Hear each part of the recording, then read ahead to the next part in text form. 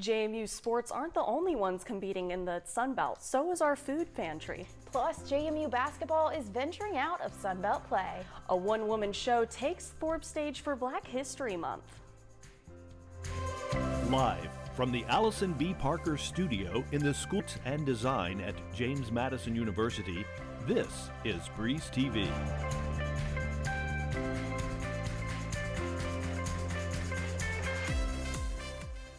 Welcome to Breeze TV. I'm Abby Allard. And I'm Olivia Williams.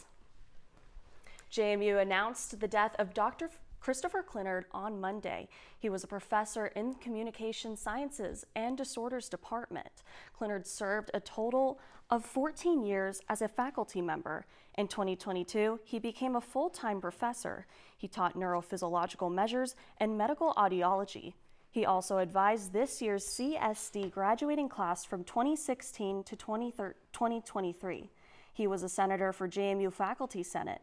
In 2014, he won an Outstanding Junior Faculty Award in JMU's College of Health and Behavioral Sciences. In an Instagram post made by the college, the dean of HBS stated, "This is a difficult time, but she is grateful for the strong sense of community that defines our college. If you want to help the family, you can sign up for a date to cook a meal or give a gift card. Friends of the family will coordinate the drop-off for the gifts. For more information, visit the website below."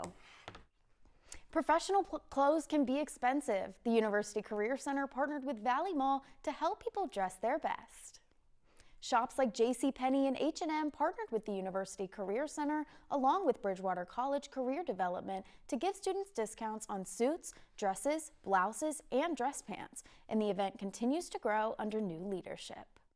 I took it over. I thought, well, there are a lot of other stores in the malls and students would probably really enjoy shopping at stores in addition to JCPenney. And so we started asking around to different stores to see if they would participate. University Career Center hosts these events once a semester. The center continues to provide these services for students as they head into the job market.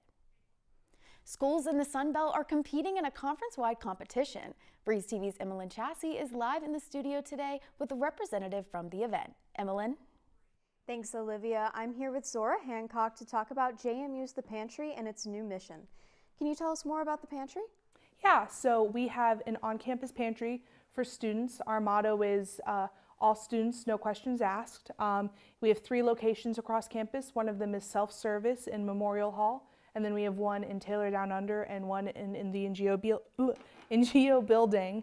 And we collect donations year-round, but we also purchase items from Mr. Chips and the Blue Ridge Area Food Bank. And what is the Sun Belt Conference's food fight?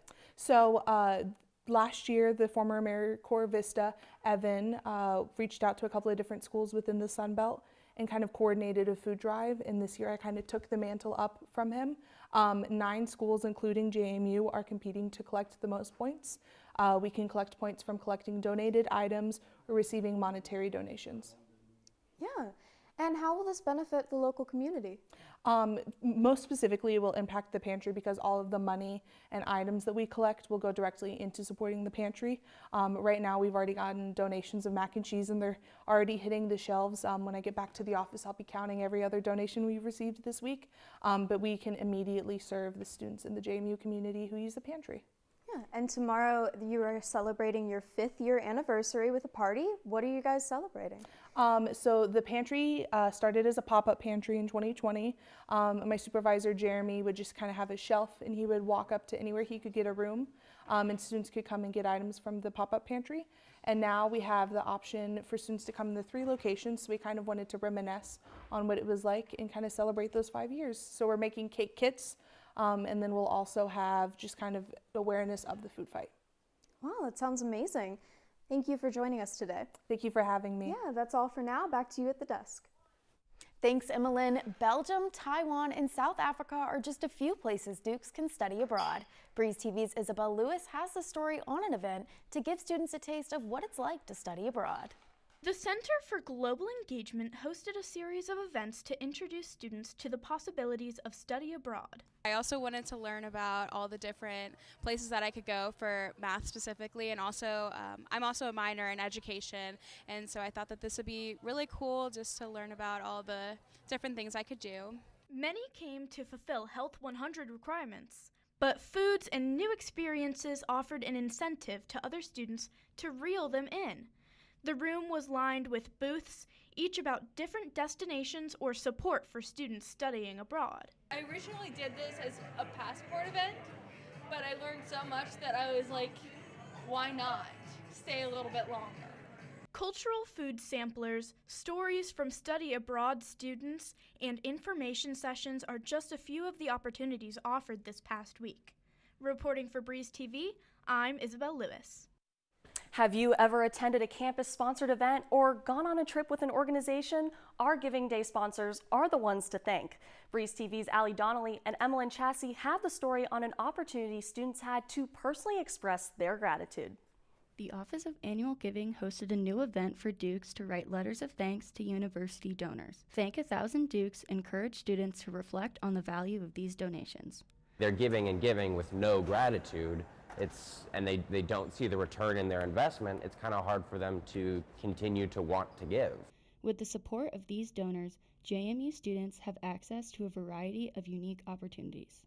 We are able to have opportunities like study abroad that I'm attending this summer, and without their donations, we wouldn't have those same opportunities that we do. In the past, Giving Day didn't directly involve students' feedback. Zora Hancock says JMU introduced this event to engage students and reward donors.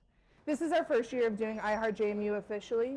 This is something that we're hoping to continue to expand. We've been doing Giving Day for a really long time now, but it's never really been something that we promote to students. So we kind of want to give students a way to kind of give without physically giving. So this is an opportunity for students to show their appreciation to JMU without having a monetary contribution. February 17th to the 22nd will be packed full of events leading up to Giving Day. Reporting for Breeze TV, I'm Allie Donnelly. JMU Women's Lacrosse kicks off their season today. And get ready for the action. JMU softball also starts today. And from Berg to Berg, JMU Diving is hitting the water this weekend. It's bow time. Get fired up tonight because Bojangles has your dinner covered. Southbound, scratch made. Not one of these, but one of these. That's more home cooking for your money. Order your family meal on the app tonight. It's bow time. The best car for the best price with the best payment plan. It's all waiting for you at Consumers Auto Warehouse in Stanton. Why not swing on by and let us show you how affordable a top quality used car is. Consumers Auto Warehouse, Richmond Avenue, Stanton.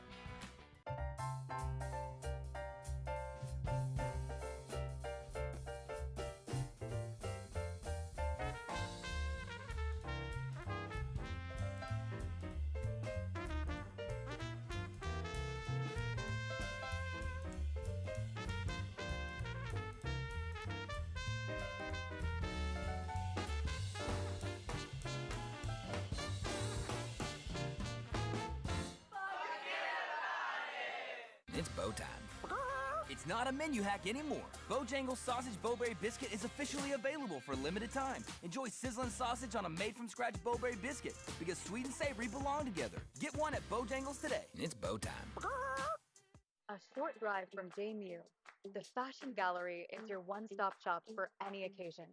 Shop formal to casual styles and sizes 2 to 22.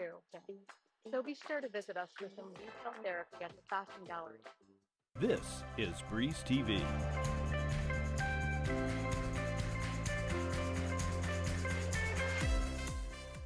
Welcome to the Breeze TV Sports Desk. I'm Tommy Garganis. JMU men's basketball will take on the Toledo Rockets on Saturday. This game is part of the MAC Sunbelt Challenge. The challenge involves teams from the Sunbelt and Mid-American conferences playing two teams from the opposite conference over the season. JMU has a 15-9 record while Toledo is 14-8. The Dukes are on a 5-game win streak in conference play. The latest win was a 64-61 victory over Troy on Wednesday. Toledo is on a 4-game win streak in conference play.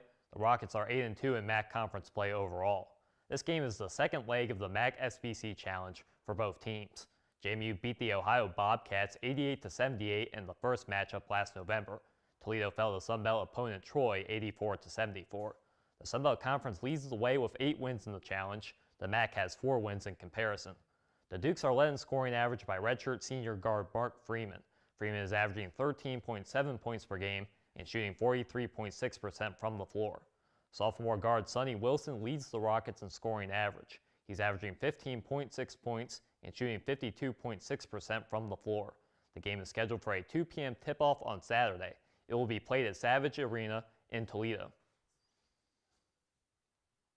JMU women's basketball takes on the Ball State Cardinals this Saturday. This game is also part of the MAC Sunbelt Challenge. JMU captured its 20th win of the season on Wednesday. It beat South Alabama 76-62 on the road. The team hasn't lost a game since December 19th. The Dukes are now 12-0 in conference play and first in the Sunbelt Conference standings. Ball State has a 19-4 record. The Cardinals have won all 11 of its conference games. The Cardinals most recently beat Bowling Green 71-51. Ball State also beat Old Dominion 60-46 in November as part of the challenge. The Dukes are led in scoring average by redshirt junior guard Peyton McDaniel. McDaniel is averaging 15.4 points per game. She also leads the team in total made three-pointers and rebounds per game. Senior guard Allie Becky leads the Cardinals in scoring and assists. She averages 15.2 points per game and 6.2 assists per game. She had 17 points and 10 assists against Bowling Green on Wednesday. The Dukes will host Ball State at the Atlantic Union Bank Center. Tip-off is scheduled for 2 p.m. Both basketball teams will be playing out-of-conference matchups this weekend. Let's take a look into how both teams rank in the Sunbelt Conference standings. Well, JMU men's basketball is in a 5-way tie record-wise with 4 other teams in the conference. South Alabama, Troy, App State, and Marshall are each 8-4. JMU has lost to South Alabama head-to-head in December. The Dukes also lost both of its matchups to App State, but did beat Troy on Wednesday. They won one of the 2 games against Marshall this season. JMU will not play any of the listed teams again in the regular season. JMU women's basketball currently holds the #1 overall seed in the standings. The Dukes have beaten 2 of the 4 teams directly below them in the standings. They beat Troy in its lone matchup of the year. They've also beaten Coastal Carolina twice at home and on the road. They'll play App State on February 12th in their first game following the MAC Sunbelt Challenge. JMU and second place Arkansas State will not play each other in the regular season this year. The 1 and 2 seeded teams at the end of the regular season automatically make it into the Sunbelt Conference Tournament semifinals.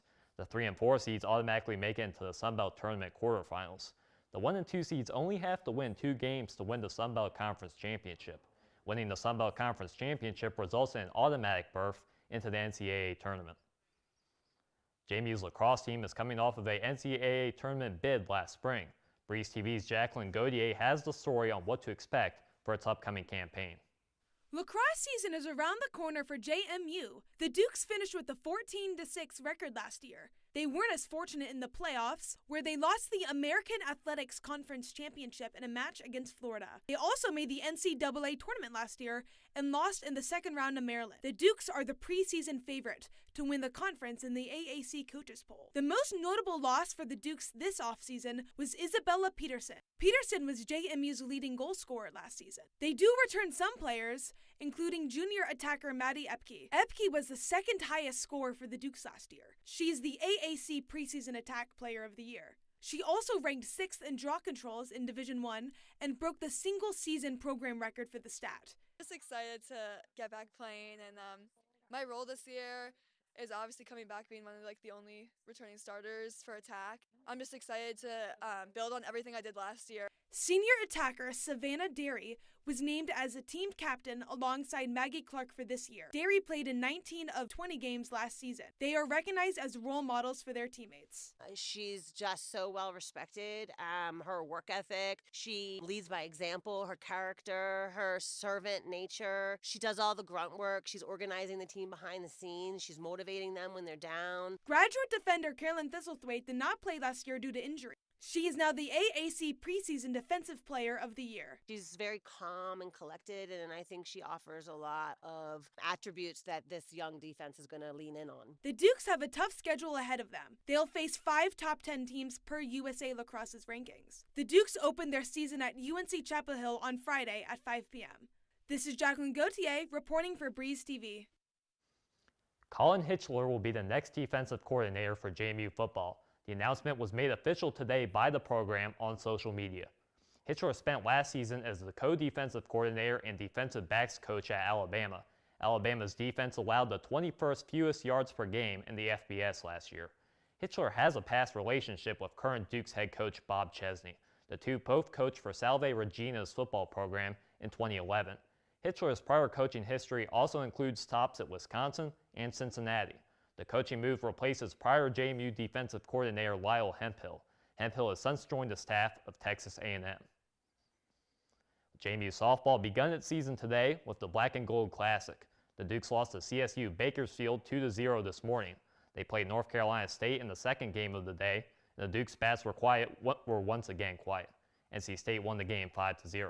The Dukes will continue tournament play tomorrow. They play NC State at 9 a.m. and number 12 ranked Georgia at 11:30 on Saturday. JMU Swim and Dive has a busy weekend. Both teams are in action within the state. The swim team is competing at the Cavalier Invite. The Invite started on Thursday and will last until Saturday. Dive will be at the Virginia Tech Invitational, which started today and will go until Sunday. JMU's diving team will be competing against in-state rivals like Virginia Tech and the University of Virginia. Both the swimmers and divers have shown much promise recently as they took wins in their previous matchups against Villanova and Richmond. The Sun Belt Conference Championship is in 2 weeks. The team hopes to continue its quest to win back-to-back conference championships. That's all from the sports desk. Abby and Olivia, back to you. A local TikToker voices her opinions on the nationwide ban. And don't let the warm weather fool you, we might be getting some snow this weekend. And I'm here at the Festival Conference Center for the kickoff of Relay for Life.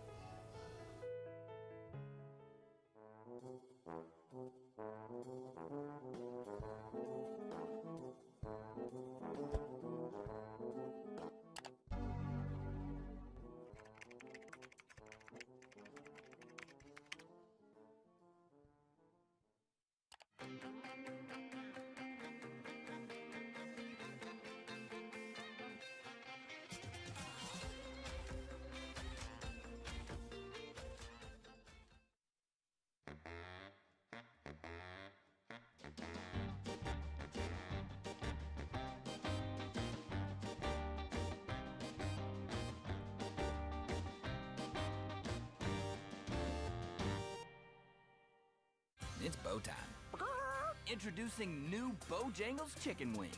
Try the boldly seasoned classic, sweet and smoky barbecue, or creamy buffalo for some heat. Head to Bojangles and order all 3 flavors for your next party. It's bow time.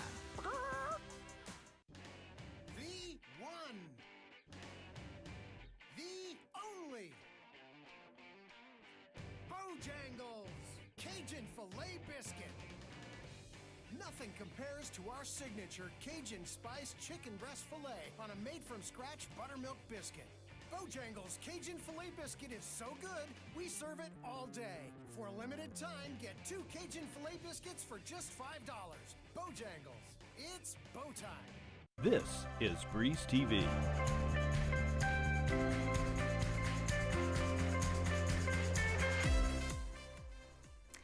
TikTok went offline this January, leaving many creators wondering about the future of the app. JMU student Chloe Van Berkel said she was shocked to see TikTok go offline. Like many other creators, she now faces the task of exploring alternative social media platforms. At first, it was kind of like, okay, they say this all the time, it's not actually going to get banned. And as it got closer and closer, I mean, they had the whole Supreme Court hearing, whatnot, and I was freaking out. With the executive order set to last until April 4th, it remains unclear whether a US-based company will buy the app. When users search for TikTok in the App Store, they receive a link to an article explaining apps owned by ByteDance, like TikTok, will have limited availability. Definitely something I will try to hold on to and keep the platform going as long as I can keep it going. It is unclear how long TikTok will stick around for. In a video released by the company, the CEO of TikTok called the ban arbitrary and praised President Donald Trump for working with him on a solution.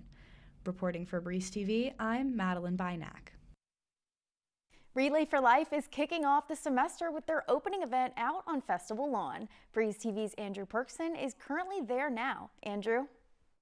Relay for Life is a spring semester event where the JMU community comes out and helps the fight against cancer. I'm here with Caroline Schweidler, who is a senior member of the organization. Just want to say thank you so much for joining me today.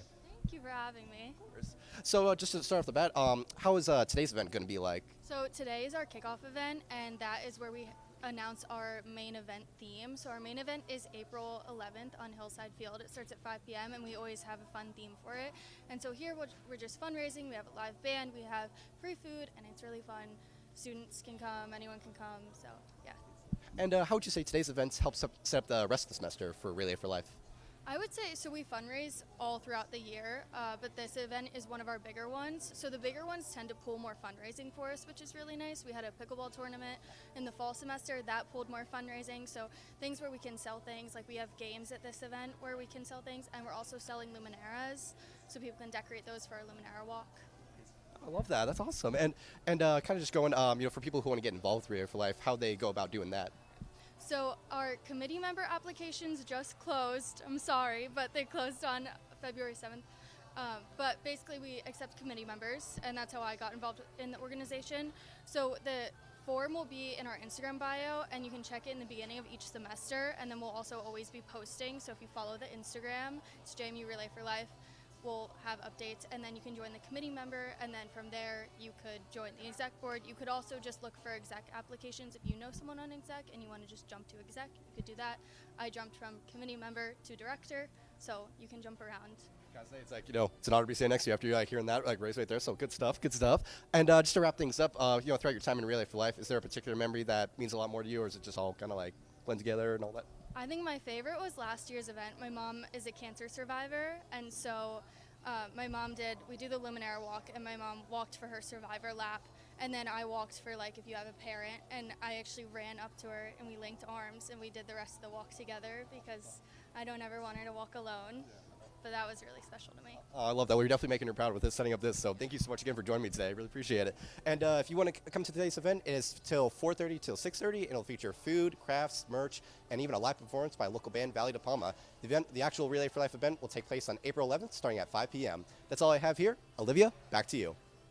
The Forbes Center for Performing Arts is hosting the one-woman show, The Spirit of Harriet Tubman, on Wednesday night. The historical figure has been a personal hero of the show's star and playwright Leslie McCurdy since she was in 5th grade. McCurdy has made a conscious effort to display other components of Tubman's life that have not been regularly brought up.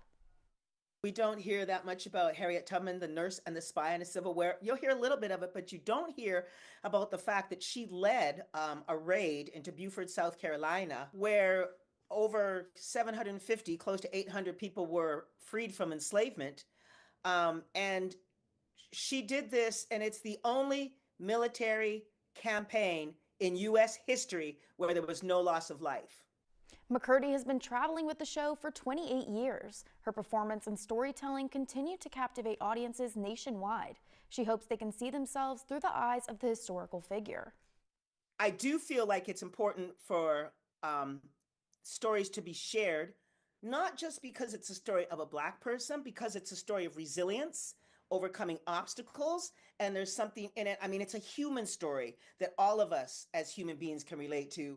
She will continue her portrayal in other universities throughout the remainder of the year. The JMU Mineral Museum's newest collection honors the legacy of a former JMU professor. The Richard F. West Meteorite Collection was donated to JMU by West Estate after his passing in 2023. West collected meteorite pieces from all over the world. Museum curator Eric Pyle said the most notable piece of the collection is a meteorite from 19th century Normandy. The most recent piece in the collection was a loan to the museum from West's son, Josh. The meteorite fell in Augusta County in the mid-19th century. 25 pieces in the collection are on display at the museum. It's located on the ground floor of Festival. And we've had warmer temperatures for the past 2 weeks, but I'm seeing some snow on the ground for this weekend. Yeah, what's the weather looking like this weekend, Isa? The weather for this weekend is a mixture of clear skies, precipitation, and mildly cold temperatures. The rest of today is filled with sunny skies. The forecast predicts few clouds and clear skies for Friday. The temperature is in the 50s throughout, and Franklin has a high of 67 degrees. Saturday, you can expect rain, sleet, and snow. Harrisonburg, there will be snow and brief sleet throughout the day with a high of 34 degrees. In Charlottesville, it will be 37 degrees with rain and snow. Sunday is mostly sunny with few clouds. Temperatures range from the upper 40s to the lower 50s. Harrisonburg has a high of 47 degrees, while Monterey has a high of 37. Franklin has a high of 57, and back to you and Olivia at the desk. Yeah, I'm definitely looking forward to seeing some snow next weekend. Maybe we'll have some of our classes canceled. Who knows? Might. I'm not looking forward to too much snow, but we will push through that, and we will see you all next week, same time, same place.